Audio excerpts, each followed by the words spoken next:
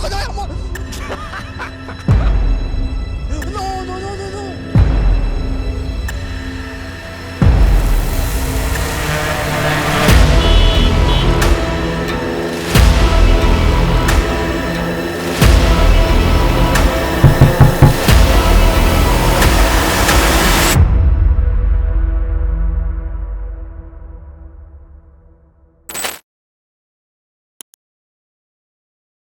Salut et bienvenue, il y a du nouveau sur la chaîne. Tout d'abord, ce changement radical de contenu. Si vous me découvrez sur cette vidéo, sachez qu'à la base, je suis graphiste. Je parlais principalement de logo, mais j'avais déjà fait quelques tests sur le paranormal. J'ai fait une vidéo où je fais un logo pour Indiana Fraise. J'ai photoshopé les youtubeurs du paranormal avec le grand JD, avec Esolf et Universeb. C'est clairement un univers qui me passionne tout autant que les logos. Sauf que le paranormal est un univers beaucoup plus vaste et ça ne se limite pas que aux graphistes. Alors le nouveau concept, c'est des histoires paranormales illustrées. Les illustrations sont générées par une IA et je fais beaucoup de Photoshop derrière pour les améliorer. Je fais un gros travail sur le sound design pour avoir une meilleure immersion lors de l'histoire. Les histoires, je les invente de toutes pièces, elles sont généralement courtes. Certaines pourraient s'étendre sur 2 ou 3 épisodes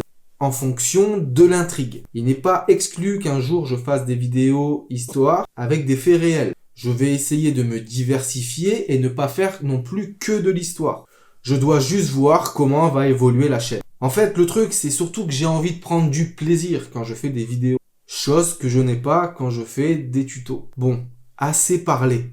Je vous laisse avec l'histoire. Si vous appréciez ce que vous voyez, n'hésitez pas à commenter, à aimer, à partager et surtout à vous abonner à la chaîne. Rien de tel pour augmenter ma créativité et l'envie de faire des vidéos. Merci à Indiana Fraise, à Tev et au grand JD d'être passés sur ma toute première vidéo. Je vous souhaite maintenant à tous un très bon visionnage et à la semaine prochaine.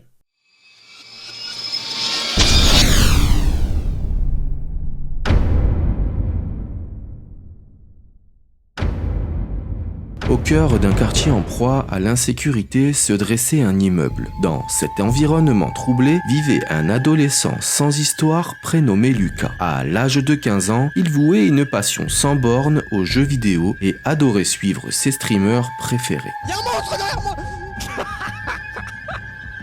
Non, non, non, non. Bah oui, mais on fait comment? On fait comment? Je l'amène. Pourtant, il avait un défaut qu'il tenait de son père, une mauvaise habitude qu'il cachait soigneusement. Chaque soir, il se faufilait sur le balcon de sa chambre pour fumer une cigarette, piochée dans le paquet de son père. Les Gauloises sans filtre lui arrachaient à chaque bouffée des quintes de tout. Mais Lucas était bien décidé à paraître aussi adulte que ses amis. Ce rituel nocturne devenait une habitude pour lui. Abrité des vents, il se cachait dans l'angle de son balcon pour savourer sa cigarette. Pendant ces moments, il observait un homme immobile. Cet homme ne bougeait pas d'un pouce, ses yeux semblaient fixés sur le balcon de Lucas malgré l'obscurité. À cause de la lumière du lampadaire qui clignotait toutes les 5 secondes, une ambiance sinistre régnait. Cependant, les passants semblaient ignorer l'homme, ou peut-être faisait-il semblant de ne pas le voir. L'observation constante de cet homme sous le lampadaire engendrait chez Lucas une profonde anxiété, le poussant à vérifier chaque soir s'il était toujours là. Intrigué et effrayé par ce mystère, il ne pouvait s'empêcher d'observer l'homme pour tenter de comprendre qui il était et pourquoi il se trouvait là. Tandis qu'il fumait sa cigarette à l'abri du regard de l'homme, Lucas essayait de se détendre en regardant ses vidéos de streaming, mais jetait des coups d'œil fréquents à cet homme immobile. Chaque nuit, Lucas était réveillé par des coups brisant son sommeil. Il ne savait pas si ces bruits provenaient de l'homme ou de ses rêves. Un soir, après avoir été réveillé une fois de plus, il décide de se lever et de jeter un coup d'œil à l'homme. Celui-ci demeurait dans la même position, immobile. Lucas retourna se coucher et le lendemain, il décide d'en parler à ses parents. Cependant, ceux-ci n'avaient jamais rien entendu de tel, leur chambre étant située de l'autre côté de l'immeuble. Le soir suivant, Lucas, incapable de voler une cigarette à son père qui était en déplacement pour le travail, resta dans son lit après avoir vérifié si l'homme était toujours là. Il écoutait ses streamers préférés jouer à un jeu terrifiant. Sa mère devait rentrer plus tard ce soir-là. Il regardait ses streamers sans se soucier de l'heure, étendu dans son lit. Tout à coup, il entendit des clés et des pas approcher de sa chambre. Il éteint rapidement son téléphone et fait semblant de dormir. La porte s'ouvre doucement et il sent une présence s'asseoir près de lui. Faisant semblant de dormir, il grogna légèrement. Espérant que sa mère le laisserait tranquille, craignant une réprimande pour avoir veillé si tard à regarder des vidéos. Cependant, le poids près de ses jambes ne bougea pas. Lucas devint de plus en plus anxieux, attendant que sa mère se lève. Il bougea une jambe pour signifier son inconfort, mais se heurta à cette masse inerte. Soudain, une notification personnalisée retentit sur son téléphone, indiquant que l'auteur du SMS était sa mère. Cette découverte ajoute un niveau supplémentaire d'angoisse. La présence se lève du lit et quitte la pièce. Terrifié, Lucas saisit son téléphone et ce qu'il découvrit le glaça d'effroi. Le SMS disait: coucou, mon chéri, je vais avoir du retard à cause d'un imprévu au travail. Ne profite pas de mon absence pour veiller tard. Je t'aime, maman. Lucas entendait toujours la présence dans la maison, mais la lumière du lampadaire ne scintillait plus. Puis tout s'apaisa. Il entendit des coups secs contre la vitre de son balcon, suivis d'un deuxième. Les coups semblent provenir de l'extérieur. Un frisson glaça son échine lorsque la baie vitrée de la chambre semble coulisser doucement. Lucas gisait dans l'obscurité de sa chambre, le cœur battant, incapable de bouger, espérant que l'intrus ne le remarquerait pas. Il entendit des pas furtifs et lents. La présence était maintenant à quelques pas de lui. Le cœur de Lucas battait à tout rompre et il n'osait pas bouger, espérant que l'intrus finirait par partir. Et il pouvait entendre la respiration de cet inconnu. Les pas se dirigeaient maintenant vers la porte de sa chambre. Soudain, le silence fut rompu par un bruit sec, celui d'une porte se refermant brusquement. C'était étrange, car la porte de la chambre de Lucas n'avait pas bougé. C'était comme si l'intrus avait refermé une porte invisible.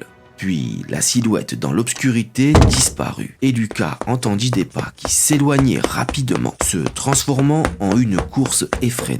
Lucas attendit un moment, retenant toujours son souffle, incertain de ce qui venait de se passer. Lorsqu'il réalisa que l'intrus avait quitté la pièce, il osa enfin ouvrir les yeux et alluma la lumière de son téléphone. La pièce était vide, la porte fermée. Et rien n'avait été déplacé. Il regardait par la fenêtre, mais l'homme sous le lampadaire avait disparu. Il éteint son téléphone et entend un toc sur sa porte. En se retournant brusquement, il aperçut une silhouette qui le fixait. Lucas était paralysé par la peur, incapable de distinguer les détails du visage de l'intrus. Il avait l'impression que les yeux de ce dernier le scrutaient profondément. Lucas hurla: « Qui êtes-vous? Que voulez-vous » La silhouette reste silencieuse, n'offrant aucune réponse. Une tension oppressante remplissait la chambre et Lucas peinait à respirer. Soudain, la silhouette disparut, le laissant seul dans l'obscurité. La porte d'entrée s'ouvre et sa mère fit son apparition. Lucas lui raconte alors ce qu'il venait de se passer. Sa mère lui suggéra que cela pouvait être le fruit de son imagination ou alors une paralysie du sommeil. Lucas acquiesça, espérant que sa mère avait raison. Elle lui conseille de retourner se coucher, promettant d'en discuter le lendemain. Lucas alluma la lumière de sa chambre pour se rassurer et essaya de s'endormir, chassant les pensées terrifiantes qui l'assaillaient. Il ferme les yeux et entendit un toc. Il vit l'homme du lampadaire sur son balcon. Puis un autre toc, cette fois derrière lui. En se retournant, il découvre l'homme derrière lui. Il tourna son regard vers le balcon et l'homme avait disparu. Un dernier bruit et tout redevient étrangement normal. Puis l'homme apparaît une dernière fois, touchant l'épaule de Lucas. Des visions inexplicables de souffrance et de peur s'abattent sur le jeune adolescent. Les images défilaient devant ses yeux comme si une porte s'était ouverte sur un monde de cauchemar. Il était témoin de souffrances indicibles, de scènes de violence et de destruction qui semblaient n'avoir ni début ni fin. La vision se dissipa aussi rapidement qu'elle était venue, laissant Lucas frissonnant et désorienté. le bruit d'un toc et l'homme disparaît. Depuis ce soir-là, Lucas ne revit jamais l'homme sous le lampadaire. Plus de bruit étrange, plus de présence sinistre. Tout s'était arrêté du jour au lendemain. Lucas était maintenant déterminé à découvrir qui était cet homme. Cette histoire nous rappelle que les phénomènes paranormaux peuvent paraître étranges et inexplicables, mais parfois ils cachent des explications rationnelles. Méfiez-vous des trucs inexpliqués car le paranormal peut être bien réel et lorsque vous entendrez un toc à votre porte, ne l'ouvrez pas car ce qui se cache derrière peut être bien plus terrifiant que tout ce que vous avez pu imaginer.